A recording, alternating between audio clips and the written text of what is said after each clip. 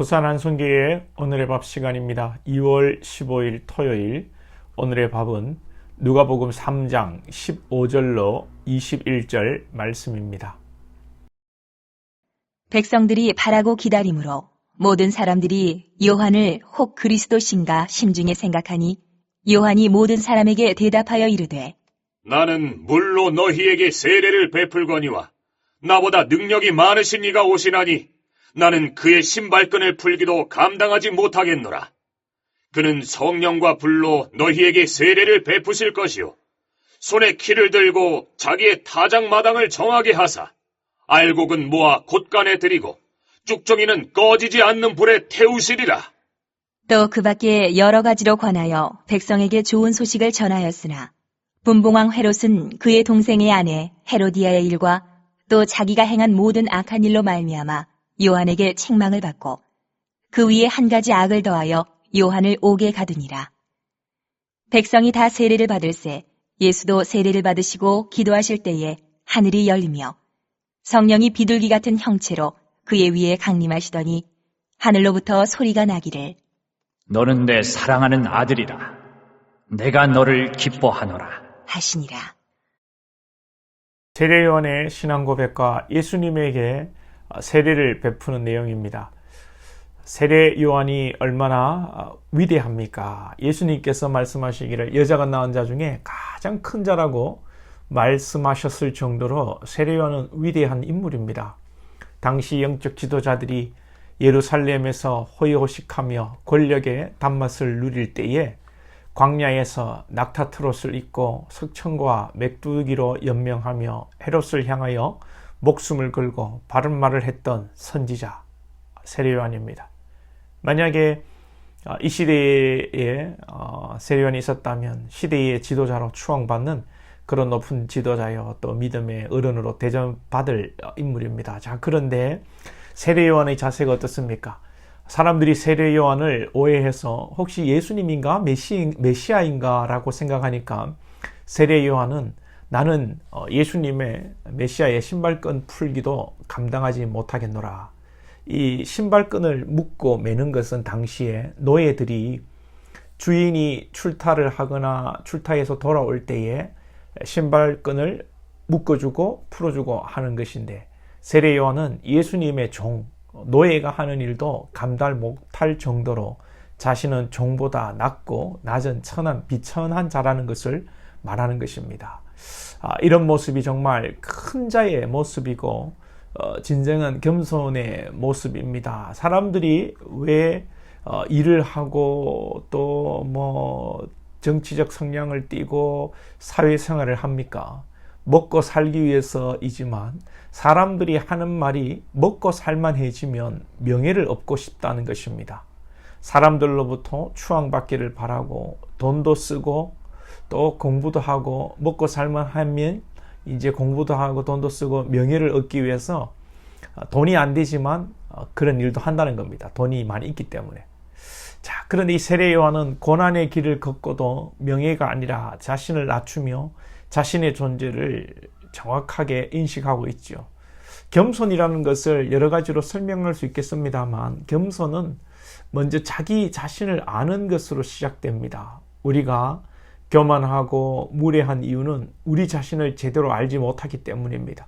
우리 안에 있는 허물을 보지 못하고 남의 허물을 보고 판단하기 때문에 우리가 교만하게 여러분 행하는 것입니다. 내 안에 있는 허물, 들보를 보지 못하고 항상 다른 사람에게 있는 이 티끌을 본다든지 아니면 내 자신을 과대평가하는 것입니다.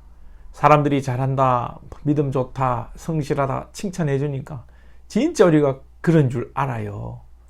우리가 칭찬해 주는 것이 격려인지 진짜 잘하는 것인지를 한 번쯤 생각해 봐야 하는데 우리는 내가 진짜 잘하는 줄 알고 믿음 좋은 줄 알고 착각할 때가 있습니다.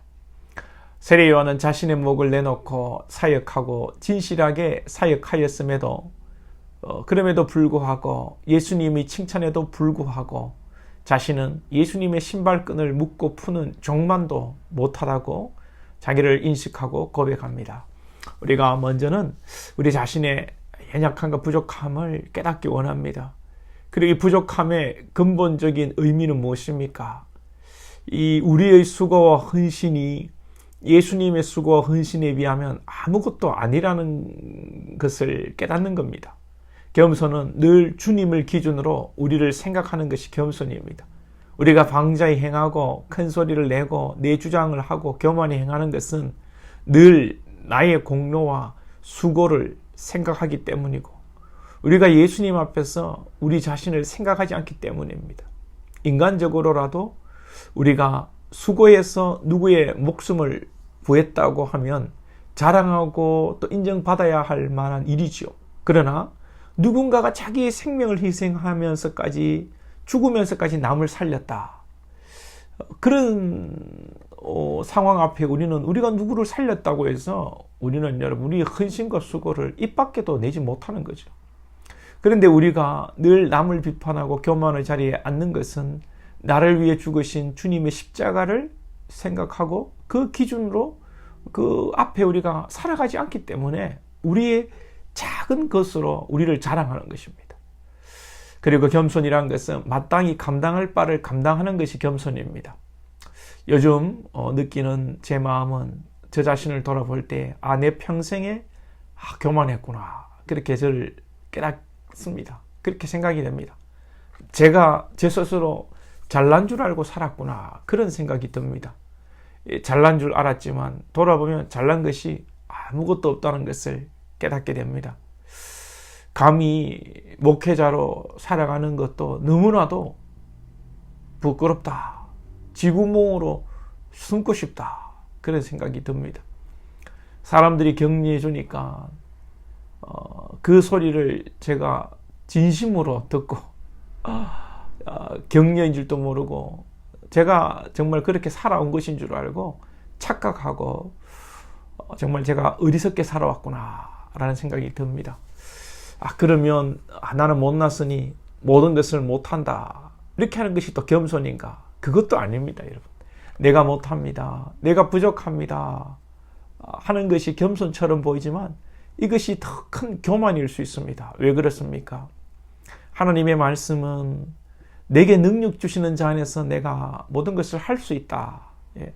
이 하나님의 능력을 부정하는 것일 수 있습니다. 그래서 내가 못한다, 내가 부족하다 그러면서 마땅히 감당해야 할 자리, 하나님 주신 사명을 여러분 이렇게 외면해버리는, 겸손한 것 같지만 이 겸손한 척하면서 겸손으로 포장한 교만이 될 수가 있는 것이죠.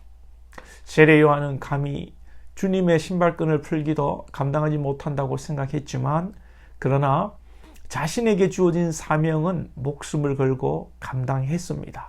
오늘 우리가 살아가면서 겸손하기 원합니다. 남을 판단하지 않고 우리 자신을 돌아보고 또 주님 앞에 살아갈 때에 우리에게 맡겨주신 사명을 묵묵히 감당하는 그런 사람, 주님에게 칭찬받을 수 있는 그런 성도들이 될 수 있기를 축복합니다.